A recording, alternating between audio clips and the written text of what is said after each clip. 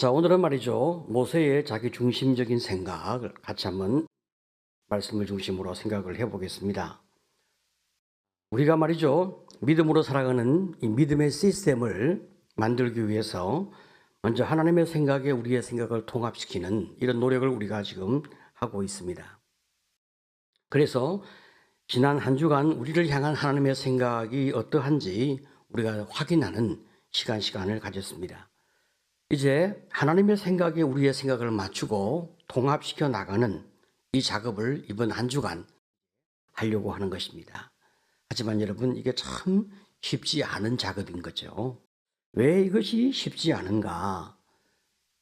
우리가 우리의 생각을 내어놓고 하나님의 생각에 우리의 생각을 통합하기 위해서 내가 그 작업을 하려고 하면 내 안에 강한 저항이 일어나는 거예요. 저항이란 무엇인가?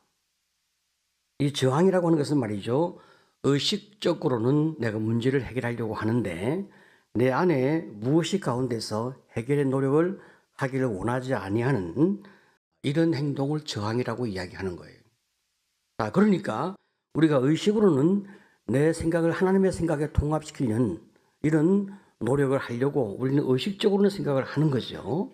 그렇지만 내 무의식에는 하나님이 내 생각에 맞추어서 하나님이 내 뜻대로 살아주기를 바라는 욕구가 가득하기 때문에 우리가 이 무의식 가운데 강한 저항이 일어나게 되어 있습니다. 문제는 우리가 이제 무의식의 저항을 잘 모른다는 거예요. 예를 들면 말이죠. 새벽 기도가 참 좋다. 아는데 이상하게 못 일어나는 거예요. 전날 밤늦게까지 TV를 보거나 다른 일을 하느라 몸이 지쳐서 새벽에 나오기가 좀 힘들다. 혹은 이상하게 설교가 잘 안 들린다. 혹은 설교 듣다가 딴 생각을 한다. 별로 피곤하지 않는데 설교 시간만 되면 이상하게 졸린다. 다 이런 게 이제 내 무의식에서 그런 강한 저항이 일어나기 때문에 이런 행동들을 하게 되는 거예요. 의식적으로는 말씀에 순종하는 것이 좋다 생각은 하지만 실제로는 순종이 힘들기 때문에 나를 바꾸는 작업이 너무나 어렵기 때문에 귀찮기 때문에 나도 모르게 무의식적으로 말씀을 잘 듣지 않는 이런 행동을 하게 되는 것입니다. 그런데 말이죠. 문제는 이 저항이 무의식 가운데 일어나기 때문에 나도 잘 모르고 그냥 자꾸 넘어가게 되는 거죠.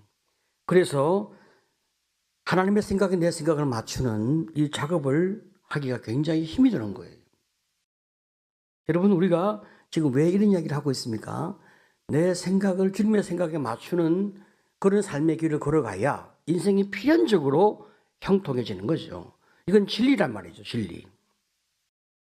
진리는요, 수학을 가지고 계산할 수 없는 너무나 불변의 원리가 진리인 거예요. 그러니까 확실하게 맞아요.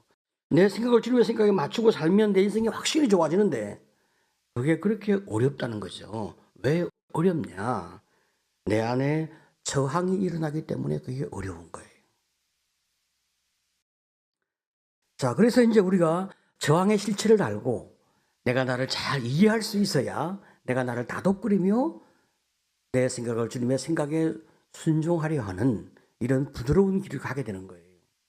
여러분, 윽박 지른다고 되는 게 아니고 내가 나를 잘 달래고 내가 나를 잘 타일러야 내가 그 길을 갈 수가 있습니다. 자, 그러면 우리가 말이죠. 무엇이 가운데서 주님께 순종하기 싫어하는 자기 중심적인 생각이 무엇일까? 이제 그것을 좀 생각을 해보려고 합니다. 이 자기 중심적인 생각은 말이죠. 하나님 생각보다 내 생각을 앞세우고 내 생각이 맞다고 주장하는 이런 생각이 자기 중심적인 생각입니다. 여러분, 이것은 인간의 본성이고 인간의 본성이라고 하는 말은 이것이 죄성이라는 소리예요.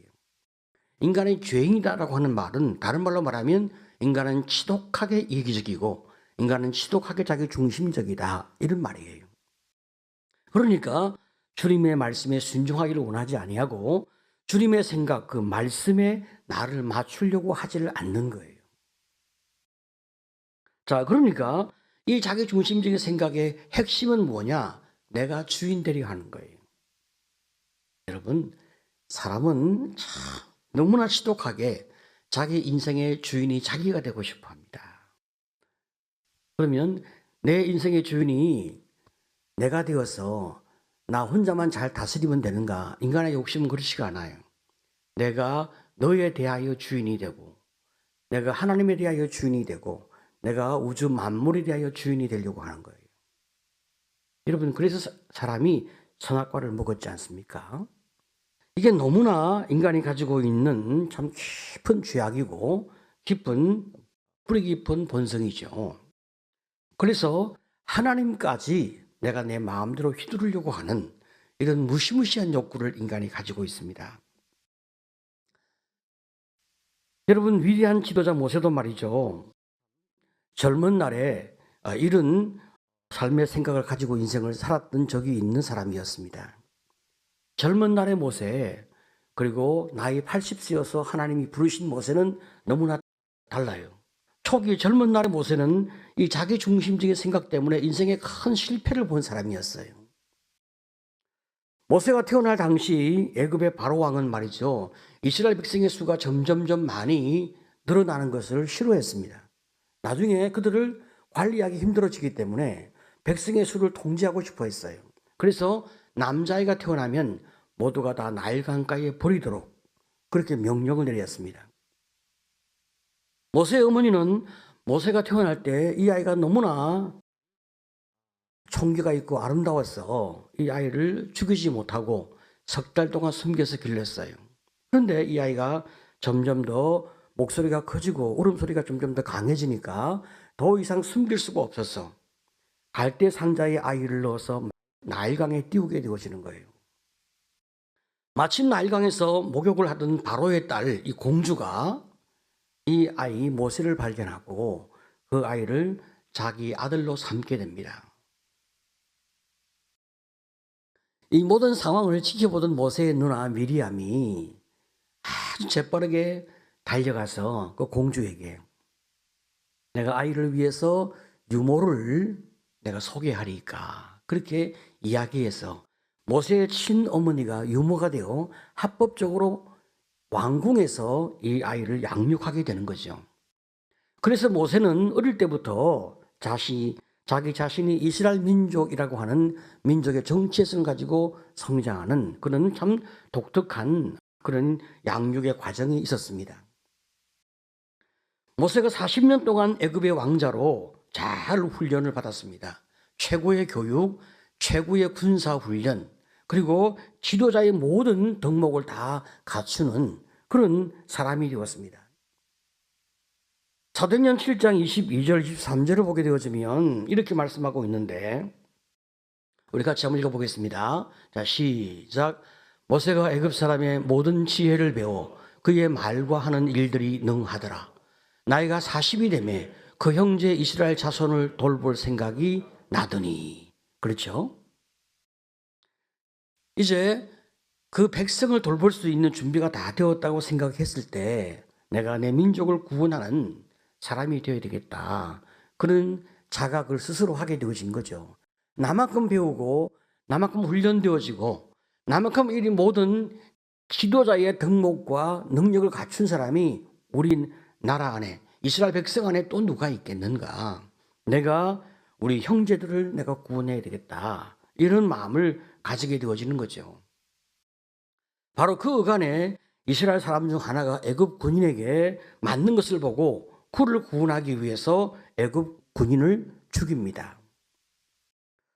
모세는 자신의 행동이 개인적인 살인이 아니라 자기 민족을 구원하기 위한 공적인 행동이며 하나님이 나를 통해서 내 민족을 구원하려 하는 이런 행동을 내가 한 것이다. 이런 생각과 자세로 이 일을 한 거죠. 그래서 당연히 자기 형제들이 자기를 따라주고 자기와 함께 할 거다. 이런 생각을 하게 되었습니다. 하지만 사람들의 반응은 모세의 기대와 전혀 달랐습니다. 사도행전 7장 25절을 보게 되어지면 그는 그의 형제들이 하나님께서 자기의 손을 통하여 구원해 주시는 것을 깨달으리라고 생각하였으나 그들이 깨닫지 못하였더라. 자, 이 사실이 그 다음 날 이제 확인되어지는데 그 다음 날 형제들끼리 서로 싸우는 거예요. 그래서 이제 모세가 그들을 중지하게 됩니다. 그때 싸우는 과정 중에서 때리고 있는 그 형제가 이런 반응을 보이는 거예요. 7장 27절 이하를 보게 되어지면 그 동물을 해치는 사람이 모세를 밀어뜨려 이르되 누가 너를 관리와 재판장으로 우리 위에 세웠느냐? 내가 어제는 애굽 사람을 죽인과 같이 또 나를 죽이려느냐 하니. 자, 여러분 너무나 좀 놀라운 말을 하고 있습니다. 누가 너를 관리와 재판장으로 우리 위에 세웠느냐? 어제는 애굽 사람을 죽이더니 오늘은 나를 죽이려고 하느냐? 이런 이제 말을 듣게 되어집니다. 모세가 하나님의 대리자로 자기 민족을 구원하려고 하는 뜻을 세우고 그 원수인 애굽 사람을 죽였는데 어떻게 이런 반응을 할까? 너무나 충격을 모세는 받게 됩니다. 자, 여러분, 모세가 전혀 예상치 못한 반응이 왜 나왔겠습니까? 그것은 모세가 공식적인 절차 없이 스스로 지도자로 자처했기 때문에 이런 반응이 나온 것입니다. 모세가 자기 백성을 구원하기 위해서는 공식적인 절차를 밟아서 지도자의 권위를 가져야 합니다. 하나님이 모세를 세웠다는 그런 분명한 증거가 있어야 하고 더 나아가서 백성의 추대와 선출 과정을 통하여 모세가 지도자로 세움을 입어야 되는 거예요. 그런데 모세는 이런 절차 없이 자기 마음대로 자기 스스로 지도자로 자처를 한 것입니다. 모세가 스스로 리더가 되어서 자기 판단에 따라 이스라엘 백성을 구원하려고 애굽 사람을 죽인 것입니다. 이것은 법을 초월하고 절차를 무시하고 자기 마음대로 자기 자신이 모든 사람의 주인인 것처럼 행동한 굉장한 악한 행동이 되는 거예요. 내가 무슨 판단과 무슨 근거하에 남의 목숨을 취할 권리가 내게 있겠습니까?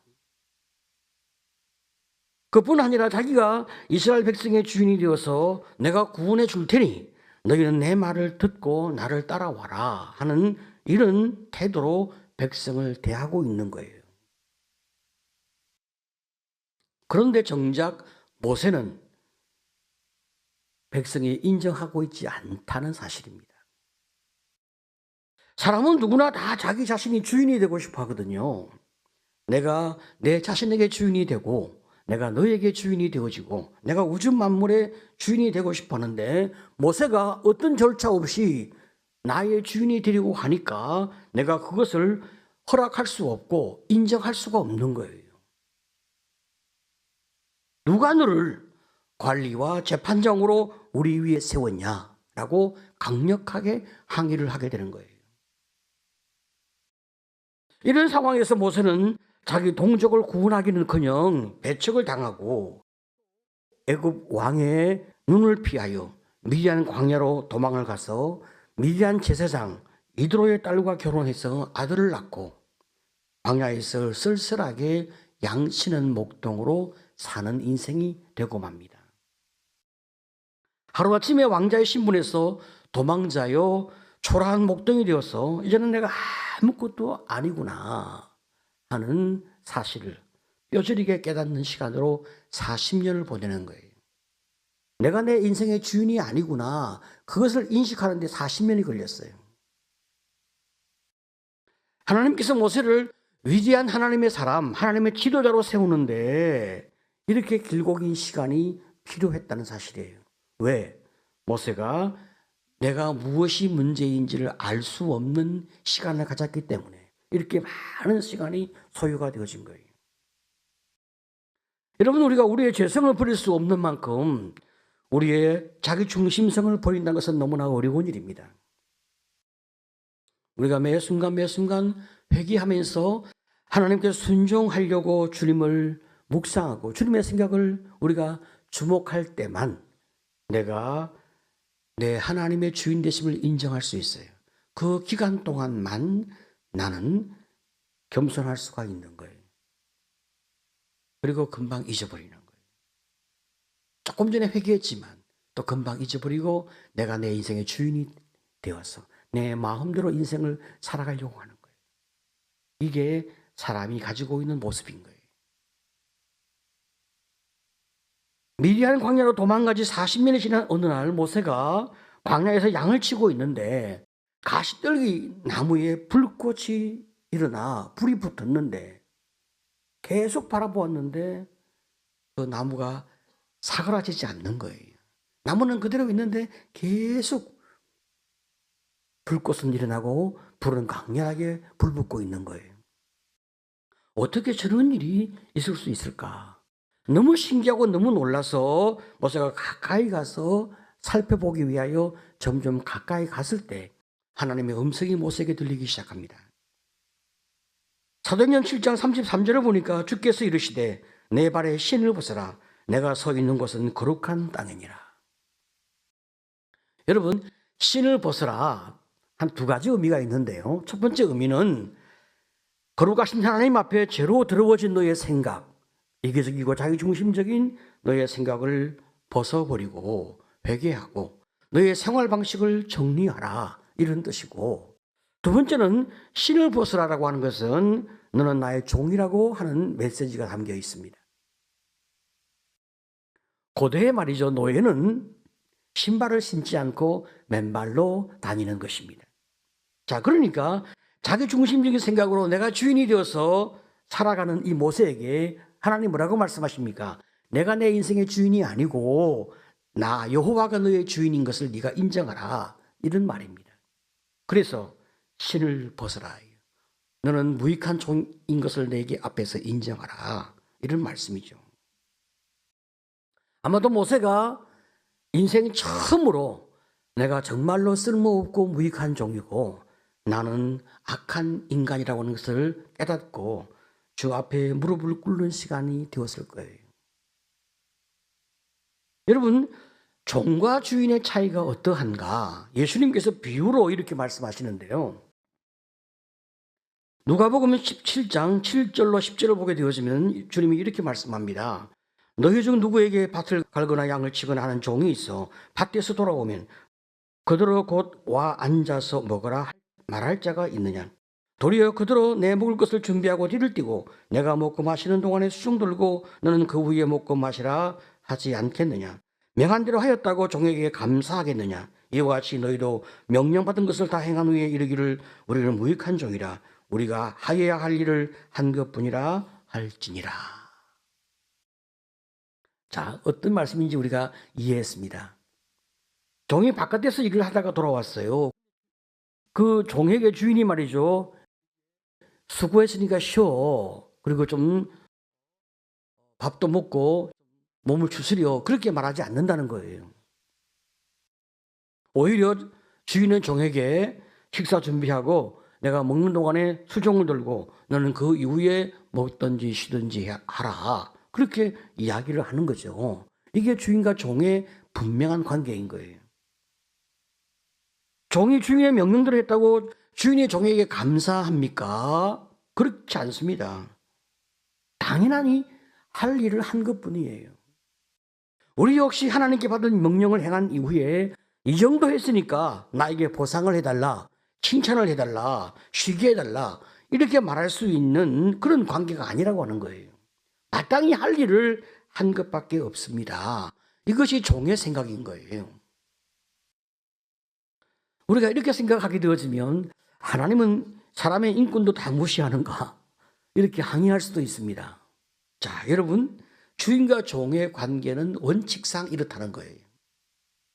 그런데 하나님은 너무나 자비하시고 너무나 은혜로우시고 또 너무나 사랑이 많으셔서 종된 인생, 죄인된 인생, 하나님께 반역하는 그 인생을 하나님이 어떻게 하십니까?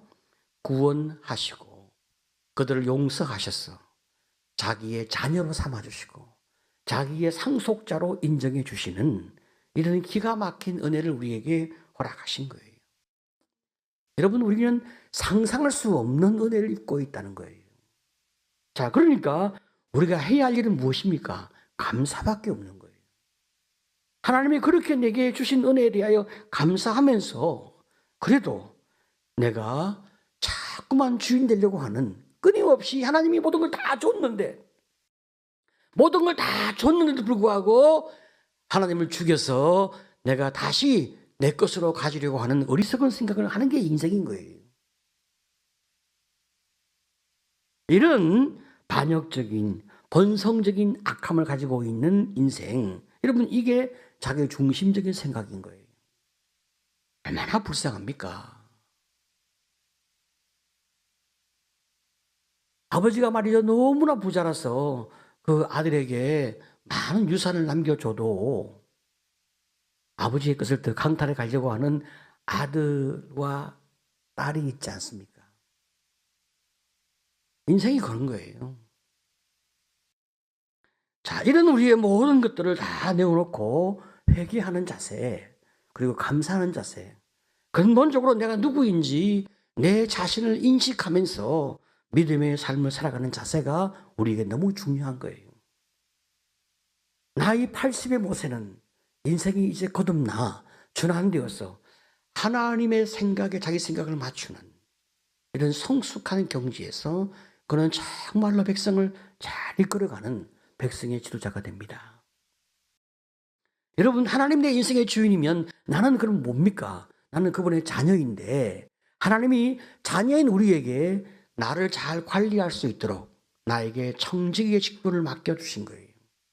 우리는 그래서 자녀이지만 청지기의 직분이 우리에게 주어져 있어요. 내가 뭘 관리해야 됩니까? 내가 나 자신을 잘 관리해야 돼요.